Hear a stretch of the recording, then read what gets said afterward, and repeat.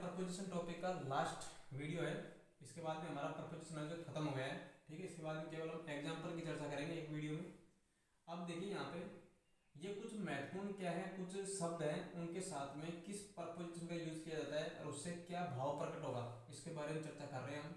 यहाँ पे कुछ शब्द दिए गए हैं और उनके साथ में कुछ प्रपोजिशन लगे हुए हैं जो उस शब्द का एक अलग अर्थ प्रदान कर रहे हैं। तो अब देखिएगा यहाँ पे जैसे सॉरी के साथ में हम फॉर प्रपोजिशन का यूज कर रहे हैं। सॉरी के साथ में फॉर, सॉरी फॉर, तो सॉरी मांग रहा है, कोई भी व्यक्ति माफी मांग रहा है फॉर के लिए, तो किसी बात के लिए या फिर किसी मुद्दे के लिए। ठीक है, तो वहां पे सॉरी शब्द के साथ में हम ज्यादातर फॉर प्रपोजिशन का यूज करेंगे। इसके बाद में है मॉर्न फॉर। मौन का मतलब होता है मौन रहना। ठीक है, अब किसके लिए मौन रह रहे हैं, कोई भी घटना हो सकती है दुख भरी या फिर कोई वेदना हो सकती है, तो उसके लिए क्या हो रहे हैं, व्यक्ति मौन धारण कर रहे हैं। तो वहां पे मौन शब्द के साथ में हमेशा हम फॉर प्रपोजिशन का यूज करेंगे। ठीक है, यहाँ पे फॉर है जो के लिए का भाव देगा। फिर यहाँ पे है गिफ्टेड विथ। गिफ्टेड विथ अर्थात हम किसी भी पार्टी वगैरह में जा रहे हैं तो गिफ्ट के साथ जाते हैं हमेशा जाता है। ठीक है, तो गिफ्टेड के साथ में हमेशा किस प्रपोजिशन यूज करेंगे, हम विथ प्रपोजिशन का यूज करेंगे। फिर हमारे पास कॉम्प्लाई के साथ में विथ प्रपोजिशन। कॉम्प्लाई शब्द के साथ में विथ प्रपोजिशन। कॉम्प्लाई विथ दोनों का अर्थ हमेशा पे क्या निकल आएगा, यहाँ पे सहमत होने का भाव प्रकट करेगा। यहाँ पे कॉम्प्लाई विथ, कॉम्प्लाई के साथ में विथ जो प्रपोजिशन जब जोड़ेंगे हम, तो ये हमारे पास सहमत होने के भाव या फिर मानना, इसका भाव क्या करेगा यहाँ पे प्रकट करेगा। फिर देखिए यहाँ पे डिप्राइवेट। डिप्राइवेट के साथ में हम हमेशा ऑफ प्रपोजिशन का यूज करेंगे। कब, जब हमें वंचित होने का भाव दिखाई दे। वंचित हो किसी मुद्दे से या फिर किसी टॉपिक से या फिर किसी कंपनी से या फिर किसी फील्ड से कोई वंचित हो रहा है, ठीक है, अलग हो रहा है उससे, तो वहां पे हम डिप्राइवेट के साथ में हमेशा ऑफ प्रपोजिशन का यूज करेंगे। ठीक है, अब देखो यहाँ पे फिर देखते हैं हम कॉन्ग्रेचुलेट। कॉन्ग्रेचुलेट, तो यहाँ पे हम ऑन प्रपोजिशन का यूज करेंगे। ठीक है, इसी प्रकार प्रीफेस के साथ में हम हमेशा टू प्रपोजिशन यूज करेंगे। प्रीफेस के साथ, प्रीफेस देखो, प्रीफेस का मतलब होता है प्रस्तावना। प्रीफेस का जो मतलब होता है, अर्थ होता है, वो क्या होता है, प्रस्तावना। ठीक है, तो प्रीफेस के साथ में हम टू प्रपोजिशन यूज करेंगे। अब आप याद कैसे करेंगे, आप अपना अपना भी कोई तरीका अपना सकते हो, या फिर देखो मेरा तरीका यह है कि जैसे प्री, प्री का मतलब होता है पहले, प्री का मतलब होता है पहले, और फेस का मतलब होता है चेहरे। तो व्यक्ति के क्या होते हैं, दो चेहरे होते हैं हमेशा। ठीक है, दिखावे का अलग, जैसे हाथी होता है ना, खाने के दांत अलग, दिखाने के दांत अलग, तो वैसे आदमी का बाहर से चेहरा अलग होता है, अंदर से क्या होता है, अलग होता है एक प्रकार से। तो कितने चेहरे होते हैं, दो। तो वैसे दो की नहीं होती, TW, लेकिन हमको क्या करना है, प्रपोजिशन याद करने हैं। ध्यान रखना, प्री फेस के साथ में हमेशा टू प्रपोजिशन का यूज किया जाएगा, TO। ठीक है, हमको प्रपोजिशन याद करना है। आप भी अपना कोई भी तरीका अपना सकते हैं यहाँ पे। जैसे यील्ड के साथ में हमेशा टू प्रपोजिशन यूज करेंगे। कैसे, जब हमको आत्मसमर्पण का भाव दर्शाना हो। कौन सा भाव दर्शाना हो, आत्मसमर्पण का। अब देखिए कोई भी व्यक्ति आत्मसमर्पण कब करेगा, जब एक तरफ कुआ हो एक तरफ क्या हो, खाई। व्यक्ति के पास जब दो ही रास्ते बचते हैं भाई मौत के सामने। ठीक है, तो हमेशा जब आदमी के पास दो ही रास्ते हो, ये बात अलग होती है, चार पांच रास्ते हो अलग बात हो जाती है, लेकिन आपको याद करना है प्रपोजिशन। तो बेस्ट तरीका ये रहेगा, हमेशा आत्मसमर्पण व्यक्ति क्या करेगा, जब आप आदमी के पास दो ही रास्ते हो, एक तरफ कुआ एक तरफ खाई, तो ये कितने रास्ते हो, दो। तो यहाँ पे यील्ड शब्द के साथ में टू प्रपोजिशन का यूज किया जाएगा। ठीक है, यील्ड का अर्थ होता है आत्मसमर्पण करना। अब देखिए यहाँ पे दूसरा है कंजक्शन। कंजक्शन के साथ में टू प्रपोजिशन यूज करेंगे। कंजक्शन का मतलब होता है छूट। जब हम कोई एक वस्तु लेके जाते हैं, ठीक है, तो हम क्या करते हैं, थोड़ी छूट दे दें, तो हमसे व्यक्ति क्या कहेगा, जो दुकानदार होता है क्या कहता है हमसे, कि आप ऐसे करो, एक और वस्तु ले लो, फिर आपको छूट मिल जाएगी। तो कम से कम दो वस्तुओं की डिमांड करेगा वो।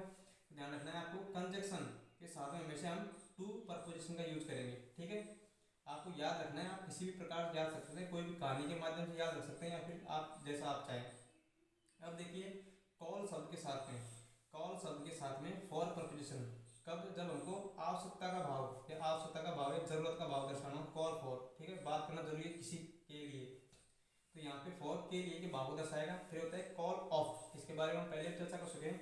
कॉल ऑफ, जब हमारा फोन कट जाता है, कॉल ऑफ हो गया। ठीक है, तो यहाँ पे रद्द होना या फिर स्थगित होने के भाव को दर्शाने के लिए हम कॉल ऑफ, कॉल के साथ में ऑफ प्रपोजिशन यूज करेंगे। फिर हमारे पास कॉल इन, किसी को बुलाने के लिए। ठीक है, तो उसको बुलाना है, किसी को बुलाना है, तो कॉल इन सुरेश। ठीक है, कुछ भी। तो यहाँ पे ध्यान रखना है आपको, कॉल शब्द के साथ में इन प्रपोजिशन का यूज कब करेंगे, जब किसी को बुलाना हो। ठीक है, उसी के इसके बाद देखो कॉल अप। कॉल अप का मतलब होता है याद करना। ठीक है, यहाँ पे अब क्या है, प्रपोजिशन नहीं है यहाँ पे, लेकिन कॉल अप का मतलब है याद करना। अब देखिए लुक। का यूज कब करेंगे, जब लुक का मतलब होता है देखना, लेकिन यदि लुक के साथ में आफ्टर वर्ड जुड़ जाए तो इसका अर्थ क्या निकलेगा यहाँ पे, देखभाल करना। क्या निकलेगा, देखभाल करना। ठीक है, इसी प्रकार एक होता है लुक, और लुक के साथ में हम एट प्रपोजिशन यूज कब करेंगे, जब किसी भी वस्तु को या व्यक्ति को ध्यान से देखने की बात हो रही है। कि क्या बात हो रही है, ध्यान से देखने की बात हो रही है। जैसे लुक एट दिस बुक, इस पुस्तक को ध्यान से देखो, या फिर लुक एट दिस टेबल, इस टेबल को ध्यान से देखो। ठीक है, तो कहीं पे जहाँ पर भी आपको ध्यान केंद्रित करने की बात की जाएगी, ध्यान से देखने की, ठीक है, फोकस दिया जाएगा वहाँ पे किसी मुद्दे पर, किसी बात पर या किसी वस्तु पर, तो वहाँ पे हम लुक के साथ में एट प्रपोजिशन का यूज करेंगे। फिर इसके बाद में देखिए लुक के साथ में फॉर, जब किसी वस्तु को तलाशने की बात हो रही है। फिर देखिए यहाँ पे लुक शब्द के साथ में हम इनटू प्रपोजिशन का यूज कब करेंगे, लुक शब्द के साथ में इनटू प्रपोजिशन का यूज हम जब करेंगे जब हमें किसी वस्तु के अंदर कोई दूसरी वस्तु छानबीन करने की बात हो रही है। ठीक है, कोई वस्तु दे रखी है यहाँ पे, जैसे कूड़ा कचरा है वगैरह, उसमें छानबीन करने की, या फिर किसी टेबल के अंदर, या फिर किसी टब के अंदर, किसी टब या बाल्टी के अंदर, ठीक है, किसी भी वस्तु अन्य वस्तु को छानबीन करने की बात हो रही है, तो वहाँ पे हम लुक इनटू, लुक के साथ में इनटू प्रपोजिशन का यूज करेंगे। फिर देखिएगा यहाँ पे पुट शब्द के साथ में, पुट का मतलब होता है रखना। ठीक है, अब पुट के साथ में हम ऑन प्रपोजिशन का यूज कब करेंगे, जब पहनने का भाव हो, किसका भाव दिखा जा रहा हो सेंटेंस में, पहनने का भाव, या फिर किसी वस्तु को या फिर किसी धर्म को धारण करने की बात हो रही हो। ठीक है, किसी भी वस्तु को धारण करने की या पहनने की बात हो रही है, तो वहां पे हम पुट शब्द के साथ में ऑन प्रपोजिशन का यूज करेंगे। इसी प्रकार पुट शब्द के साथ में हम, पुट के साथ में यदि आप आउट शब्द जोड़ते हो, ठीक है, तो उसका अर्थ क्या होता है यहाँ पे, बुझाना। यहाँ पे कोई भी प्रपोजिशन नहीं है, ये तो क्या है, आपको शब्दों का अर्थ बताया गया है, इन शब्दों का ये भी अर्थ निकल सकता है। ठीक है, पुट के साथ में यदि आउट शब्द जुड़ा हुआ हो तो उसका अर्थ क्या निकलता है, बुझाना। फिर देखिए यहाँ पे जैसे पुट के साथ में डाउन शब्द जुड़ा हुआ हो तो उसका अर्थ क्या निकलेगा आपके पास, यहाँ पे दबाना। फिर देखिए पुट के साथ में एट प्रपोजिशन, अब आया हमारे पास यहाँ पे प्रपोजिशन, तो देखिए यहाँ पे पुट के साथ में हम एट प्रपोजिशन का यूज जब करेंगे जब हमें पहनने का भाव दिया गया हो। सब जो हमारे पास सेंटेंस होगा, जो वाक्य होगा, उसमें यदि पहनने का भाव दिख रहा है आपको, ठीक है, कि put at this room, put at this hotel, कहीं पे भी ठहरने का बात हो रही हो, तो वहां पे हम पुट के साथ में एट प्रपोजिशन का यूज करेंगे। एक होता है हमारे पास पुट के साथ में ऑफ प्रपोजिशन। ठीक है, ये ऑफ अलग होता है, ऑफ है ये। अब देखो यहाँ पे स्थगित होने का भाव, सामान्यतः जब हम ऑफ जो प्रपोजिशन होता है उसका इस्तेमाल हमेशा स्थगित होने, ठीक है, स्थगित होने के अर्थ में करते हैं। पहला बता दिया गया यहाँ पे। अब देखिए पुट अप, पुट अप, ठीक है, पुट अप शब्द के साथ में हम विथ प्रपोजिशन का यूज जब करेंगे जब उस सेंटेंस में हमको सहन करने का भाव दिया गया हो। ठीक है, अगर किसी व्यक्ति, अगर मान लो कोई भी दुख वगैरह सहन कर रहा है, सुख सहन, या कोई भी मान लो कोई भी प्रॉब्लम वगैरह सहन कर रहा है, तो अगर आप वहाँ पे सहन करने के भाव को दिखाया गया हो तो उस सेंटेंस में हम हमेशा पुट अप के साथ में विथ प्रपोजिशन का यूज करेंगे। फिर देखें यहाँ पे सिट अप, ठीक है, sit up, sit up, sit के बाद में सेट के, देखो सिट सेट सिट सिटन, तो यहाँ पे ध्यान रखना आपको कि सिट, सिट के बाद में इसको आप सिट भी कह सकते हो और सेट भी कह सकते हो। ठीक है, सामान्यतः डिक्शनरी में आपको यहाँ पे सेट मिलेगा, वैसे हम क्या कहते हैं, इसको सिट कहते हैं। लेकिन देखो सेट शब्द के बाद में अप प्रपोजिशन का यूज कब करेंगे, जब हमें सेटअप का मतलब होता है स्थापित करना, स्थापित करने के भाव को दर्शाना हो।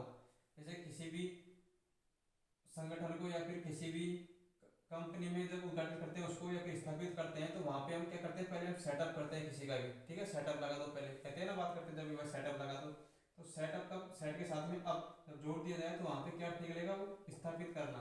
ठीक है, यहाँ पे अब क्या प्रपोजिशन नहीं है, यहाँ पे ये तो आपको समझाया गया है कि जब दो वर्ड ऐसे मिलते हैं तो क्या निकालते हैं। देखो सेट का मतलब होता है बैठना एक तरीके से, ठीक है, लेकिन अब जब सब जुड़ता है तो उसके साथ में क्या निकालता है, स्थापित करने का भाव दे रहा है यहाँ पे, तो अर्थ भी बदल जाते हैं।